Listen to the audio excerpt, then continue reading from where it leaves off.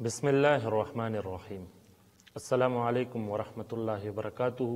امید ہے کہ سارے دوست خیریت سے ہوں گے۔ اللہ تبارک و تعالیٰ آپ سب کو میرے ساتھ ہی خوش رکھے، آمین یا رب العالمین۔ دوستو، جیسا کہ آپ سب کو پتہ چل گیا ہوگا کہ عالم اسلام کے عظیم عالم دین اور مشہور مفسر جناب شیخ محمد علی صابونی رحمہ اللہ وفات پا گئے ہے۔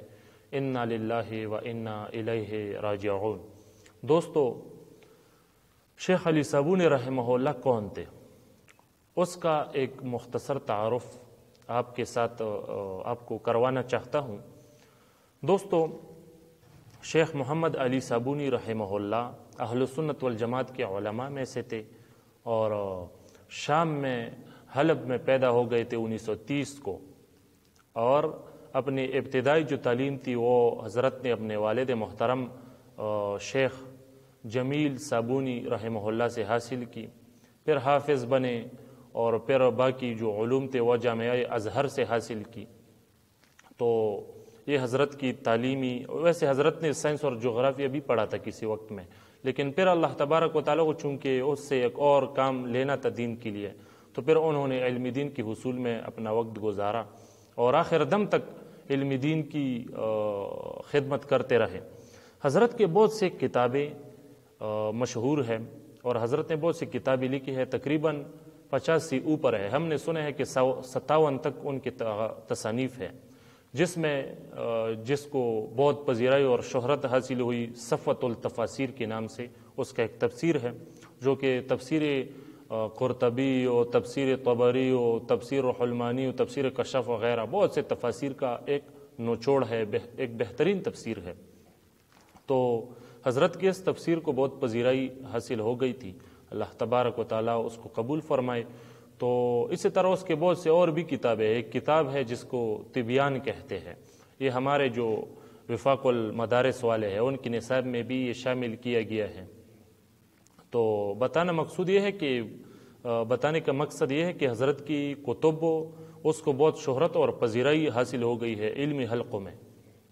تو ویسے تو حضرت شام کے تھے، وہاں پیدا ہو گئے تھے، لیکن کسی وقت میں بشار الاسد کے خلاف اس نے فتویٰ دیا اور ان کے جو مخالفین تھے ان کی تائید کی، تو اس سبب سے پھر اس کو شام سے نکلنا پڑا اور پھر ترکی میں آئے کسی وقت میں، اور ترکی میں ہی پھر وفات پا گئے۔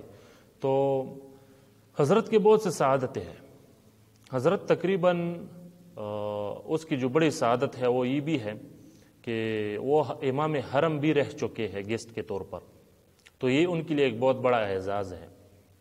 اسی طرح سے مکہ کے ام القریٰ اور عبدالعزیز یونیورسٹی کے یہ پروفیسر بھی رہے اور ہیڈ آف شریعہ ڈپارٹمنٹ بھی تقریباً 30 سال تک انہوں نے درس کے فرائض سر انجام دی اور ہزاروں لاکھوں ان کے شاگرد ہیں۔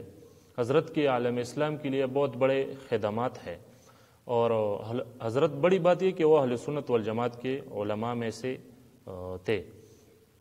تو دوستو، اس کو 2007 میں دبئی میں انٹرنیشنل انعام سے بھی نوازا گیا، اور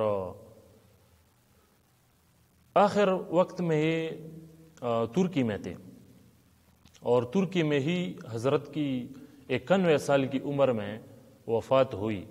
انا للہ و انا الیہ راجعون۔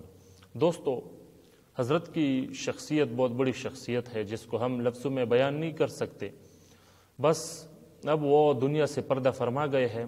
جتنے بھی دوست ہیں سب حضرت کے لیے دعا کرے کہ اللہ تبارک و تعالیٰ یہ مشکل مرحلہ جو کہ قبر کا مرحلہ ہے، جو بہت مشکل ہے، لیکن یہ تو بڑے لوگ ہیں، بہت نیکی کر گئے ہیں، امید ہے اللہ تبارک و تعالیٰ ان پر آسانی فرمائے گا، اللہ تبارک و تعالیٰ ان کے سارے خدمات کو قبول فرمائے، اور اللہ تبارک و تعالیٰ ان کی برکت سے ہم پر بھی خصوصی فضل رحم کرم فرمائے۔